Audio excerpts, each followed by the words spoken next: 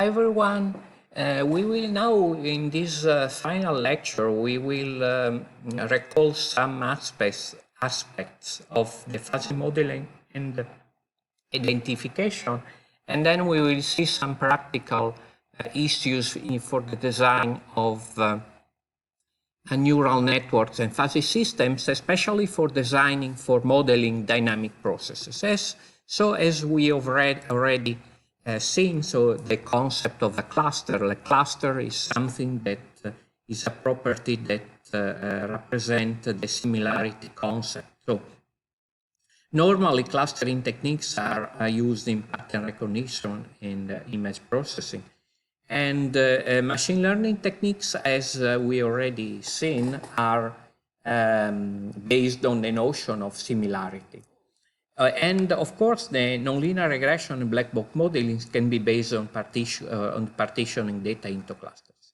And so this is the outline of our session. So we have a basic concept of clustering, the partition into a matrix, distance measure, and then we will just I will briefly highlight the working of how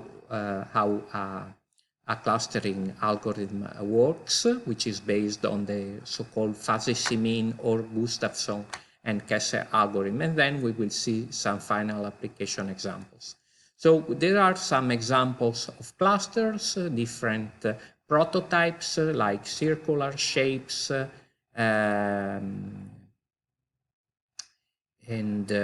different, for example, ellipsoids.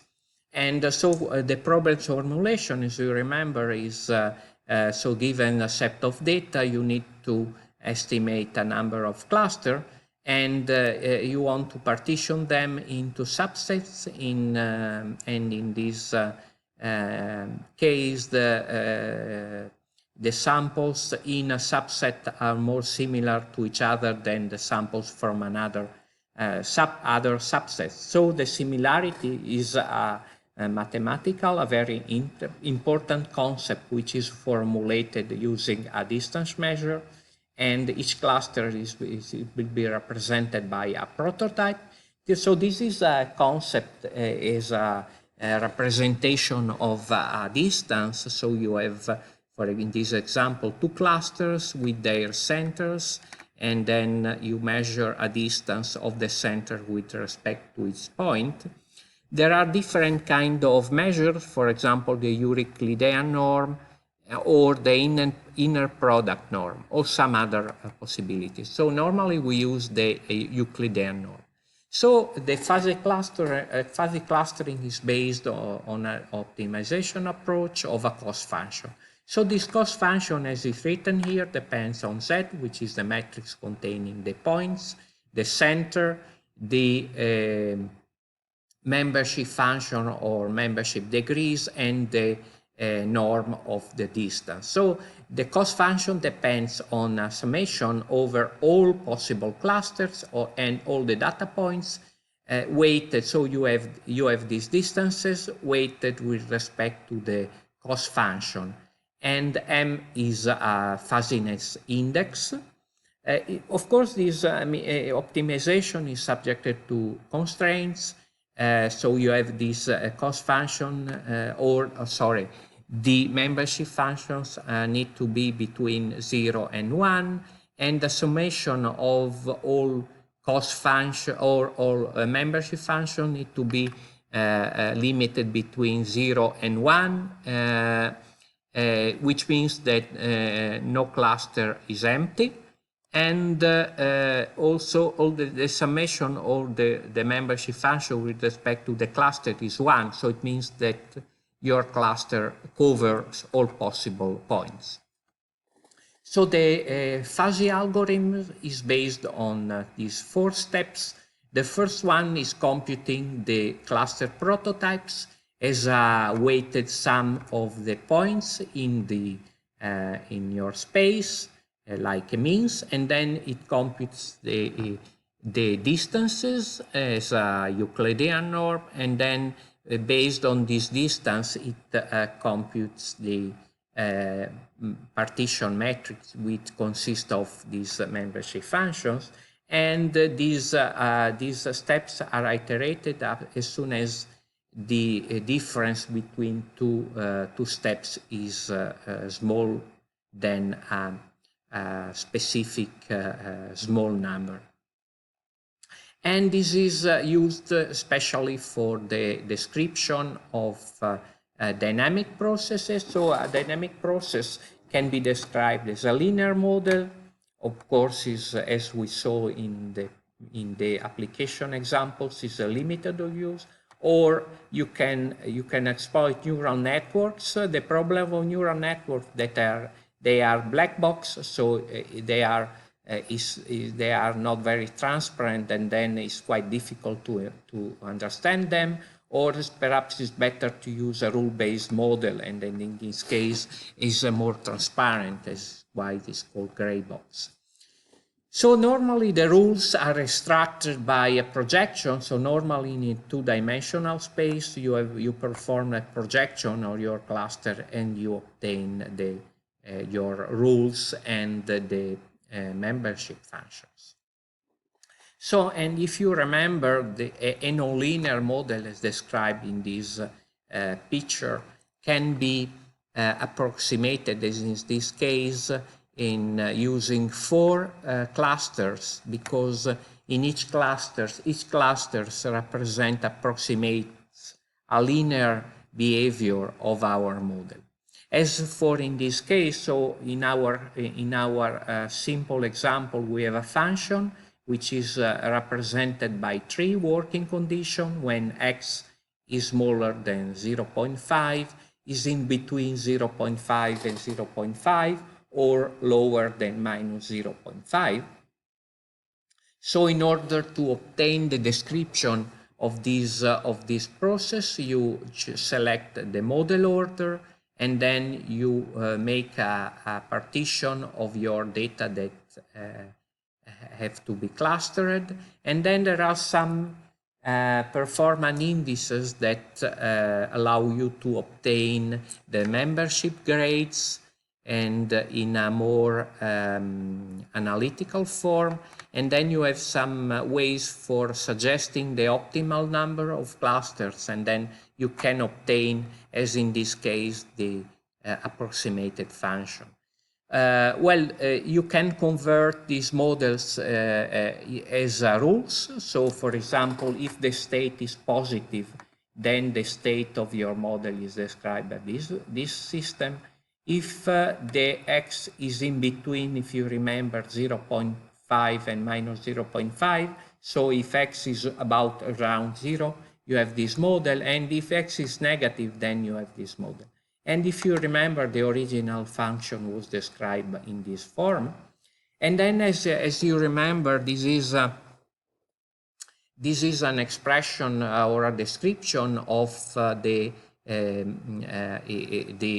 application of our identification to the data from this continuous train reactor. So you have a constant flow which is entering into your tank, and then when you open or close your input, the gas is exiting or depending on the valve. And then, depending on the way of the valve, the pressure increases or decreases. And as we saw in the application example, so you have that the valve can be closed or open, and then the pressure is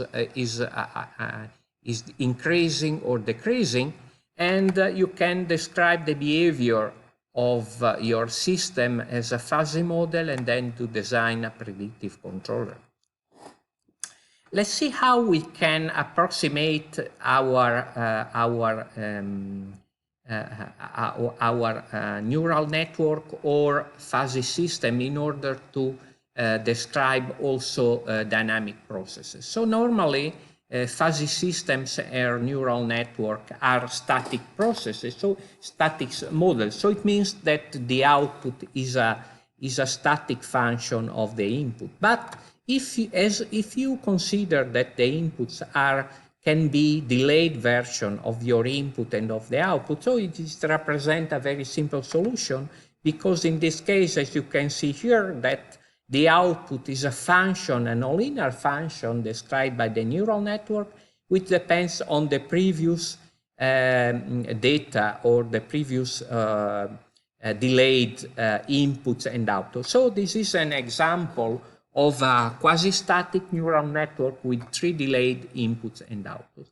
And this is the case as you can obtain your dynamic neural network, because you have the nonlinear function, the nonlinear dynamic model with the delays, as we saw in the example, and then you have the output is delayed and then is fed back to the inputs of the nonlinear. So this is an example of nonlinear dynamic system, nonlinear, and which is almost, if you remember, the same procedure that we saw in the linear system identification. So in this case, you can obtain the same application of your neural network that can be used for approximating your nonlinear dynamic function. And in this case, you have the target function, the identified function, which is the output described by your neural network, your estimation error. So your neural network can be used for, as we saw in the practical applications, can be used for obtaining a controller. In fact, the simplest way is represented in this picture. You can see that you have the plant and the controller that will be represented by a nonlinear network.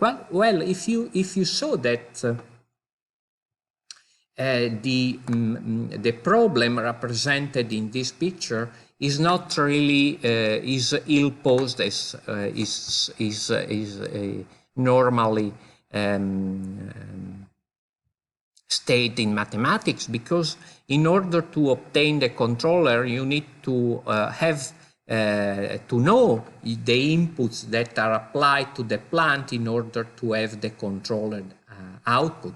So this is impossible to obtain this controller in this way, because you don't have the output, the input that apply to the plant allow you to obtain the desired output. So normally you perform the design of your neural controller or fuzzy controlling in 2 steps. The first step is represented by the estimation of a neural network, which is acting as which is used for obtaining the desired input, which applied to the plant allow you to obtain the desired output. But because normally you have the desired output, you can apply it to the plant, and in order to design your neural controller such that your input applied to the plant allow you to obtain the desired output. And once you have this neural controller, you can use it for designing a further neural network that when is fed by the desired input, generate that input that applied to the plant generates your output. But the problem is that, well, this represented as is written here, the networks act as inverse dynamics identifier, but the problem is that is an open loop, so you don't have the effect of the disturbance compensation, which is something that instead is solved, for example, using these approaches where, for example, you have a reference model which allow you to obtain from the reference to obtain the desired output, which applied to which should correspond to the real output that you obtain when you apply the optimal input. And you can see here that the error of the generated by the reference model is used for compensating your network. So in that case, you can use, as in this scheme, you can see that you are estimating, as in the previous example, you are training a neural network which is used for obtaining the input that applied to your plant allow you to estimate the desired output and then the optimal input. And this neural controller, which is used as an inverse model identifier, is applied here, and you can see here that you obtain in this way for example, another scheme here, which is in fact connected in a closed loop in order to obtain your controller depending on the difference between the reference model and your neural network. In fact, in this, for the case of this scheme, you can see here that you need a reference model. Well, a reference model is something that, given the reference, it provides the desired output. And in fact, you can use it for obtaining this error that is used for obtaining your neural controller. Well, you have a two problems, because you cannot apply this approach to open loop unstable models, and of course it doesn't take into account the presence of disturbances. So in this case, as is written here, the signal EC is used to train or adapt offline the weights of the neural controller WMC. So two are the approaches used to design the model reference adaptive control. One is direct and the other one is indirect. For the direct control, it represents a procedure that aims at designing a controller without having a plant model. As the knowledge of the plant is needed in order to train the network which corresponds to the controller, which means NNSC, until present, no method has proposed to deal with this problem. So we have an indirect model. So the signal EC is used to train or adapt offline the weights of a neural network controller, in this case.